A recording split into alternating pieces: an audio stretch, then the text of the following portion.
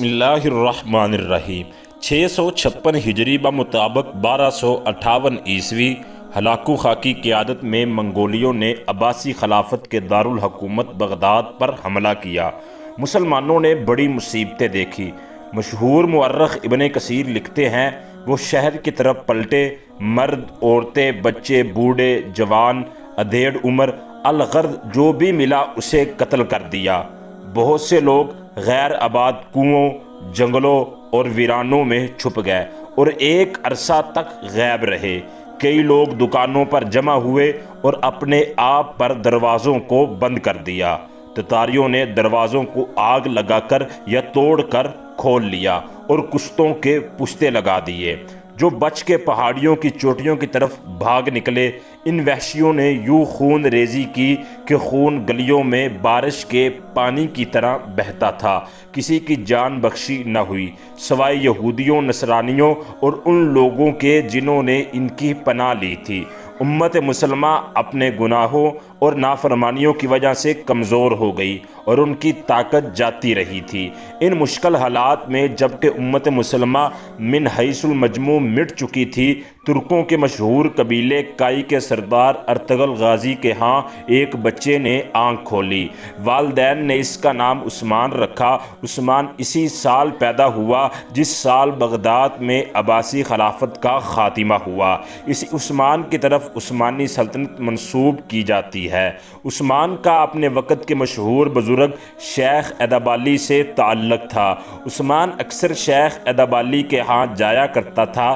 ایک بار جب عثمان شیخ ادبالی کے دربار پر سویا تو اس نے خواب دیکھا کہ چاند شیخ ادبالی کے سینے سے نمودار ہوا اور عثمان کے سینے میں اتر گیا، اور ایک درخت اس کے پہلوؤں سے نمودار ہوا جو بڑھتا چلا گیا یہاں تک کہ اس کی شاخیں بحر و بر پر چھا گئی۔ درخت کی جڑ سے نکل کر دنیا کے 4 بڑے دریا بہہ رہے تھے اور 4 بڑے بڑے پہاڑ اسی شاخوں کو سنبھالے ہوئے تھے۔ اس کے بعد نہایت تیز ہوا چلی اور اس پتیوں کا رخ ایک عظیم الشان شہر کی طرف ہو گیا۔ یہ شہر ایک ایسی جگہ واقع تھا جہاں 2 سمندر اور 2 بر اعظم ملتے تھے اور ایک انگوٹھی کی طرح دکھائی دیتے تھے۔ عثمان اس انگوٹھی کو پہننا چاہتا تھا کہ اس کی آنکھ کھل گئی۔ عثمان نے جب یہ خواب شیخ ادبالی کو سنایا تو شیخ ادبالی نے عثمان کو مبارکباد دی اور فرمایا کہ اللہ تعالیٰ نے تمہیں اور تمہاری اولاد کو اسلام کی خدمت کے لیے چن لیا ہے اور میری بیٹی کی شادی تم سے ہوگی۔ عثمان کے خواب میں نظر آنے والے 4 دریا، دریائے دجلہ، دریائے فرات، دریائے نیل اور دریائے دنیوگ تھے، اور 4 پہاڑ کوہ طور، کوہ بلقان، کوہ کاف اور کوہ اطلس تھے۔ بعد میں عثمان کی اولاد کے زمانے میں چونکہ سلطنت ان دریاؤں اور ان پہاڑوں تک پھیل گئی تھی، اس لیے خواب دراصل سلطنت عثمانیہ کی وسعت کے متعلق ایک پیشن گوئی تھی۔ شہر سے مطلب قسطنطنیہ کا شہر اسی عثمان کے بعد اسی کی اولاد میں سلطان محمد فاتح نے فتح کیا۔ تاریخ اسلام میں کسی خاندان کی حکومت اتنے عرصے نہیں رہی جتنے عرصے تک آل عثمان کی حکومت رہی، اور نہ ہی کسی خاندان میں آل عثمان جیسے قابل حکمران پیدا ہوئے۔ عثمان بڑا بہادر اور عقل مند حکمران تھا، رعایا کے ساتھ عدل و انصاف کرتا تھا۔ اس کی زندگی سادہ تھی اور اس نے کبھی دولت جمع نہیں کی تھی۔ مال غنیمت کو یتیموں اور غریبوں کا حصہ نکالنے کے بعد سپاہیوں میں تقسیم کر دیتا تھا۔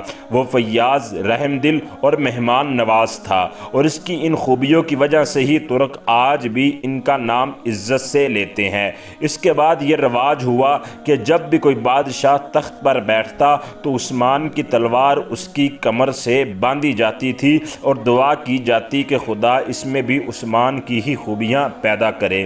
عثمان جب ایک شہر کراجہ حصار میں قاضی مقرر ہوا تو اس نے ایک جھگڑے میں ایک مسلمان کے خلاف حکم سناتے ہوئے بازنطینی نصرانی کے حق میں فیصلہ کر دیا۔ بازنطینی کو اس سے بڑا تعجب ہوا اور اس نے عثمان سے پوچھا، آپ میرے حق میں فیصلہ کیسے دے سکتے ہیں جبکہ میں آپ کے دین پر نہیں ہوں؟ تو عثمان نے جواب دیا، میں آپ کی حق میں فیصلہ کیسے نہ دوں جبکہ اللہ تعالیٰ جس کی ہم بندگی کرتے ہیں ہم کو انصاف کرنے کا حکم فرماتا ہے۔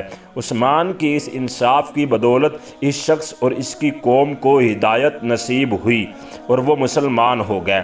1281 میں ارطغرل غازی کی وفات کے بعد عثمان جب اپنی قوم کا سردار منتخب ہوا تو اس نے بڑی دانائی کا مظاہرہ کیا اور سلطان علاء الدین کی نصرانی کے خلاف مدد کی، بہت سے ناقابل شکست شہروں اور مضبوط قلعوں کو فتح کرنے میں اس کے ساتھ رہا۔ اسی وجہ دولت سلجاقہ کے فرمانروا سلطان علاء الدین نے اسے بڑی عزت دی، اسے اپنے نام کا سکہ ڈھالنے اور اپنے متحد علاقوں میں اپنے نام کا خطبہ پڑھنے کی اجازت دے دی۔ عثمان نے 1299 میں سلجوقی سلطنت سے خود مختاری کا اعلان کر کے عثمانی سلطنت کی بنیاد ڈالی۔ عثمان غازی کی نوزائیدہ کی سلطنت کی سرحد قسطنطنیہ کی بازنطینی سلطنت سے ملتی تھی۔ یہ وہی بازنطینی حکومت تھی عربوں کے زمانے میں رومی سلطنت کے نام سے مشہور تھے۔ اب یہ بازنطینی سلطنت بہت چھوٹی اور کمزور ہو گئی تھی، لیکن پھر بھی عثمان غازی کی سلطنت کے مقابلے میں بہت بڑی اور طاقتور تھی۔ 700 ہجری بمطابق 1301 عیسوی میں جب بازنطینیوں نے بورسا اور مادانوس، ادرانوس، کتا اور کستلا کے نصرانی امراء کو ساتھ ملا کر عثمان کی نوزائیدہ سلطنت کو ختم کرنے کی ٹھانی تو عثمان اپنی فوجوں کو لے کر آگے بڑھا اور خود جنگوں میں گھس گیا اور صلیبی فوجوں کو تتر بتر کر کے شجاعت و بہادری کا وہ مظاہرہ کیا کہ عثمانیوں کے نزدیک اس کی بہادری ضرب المثل بن گئی۔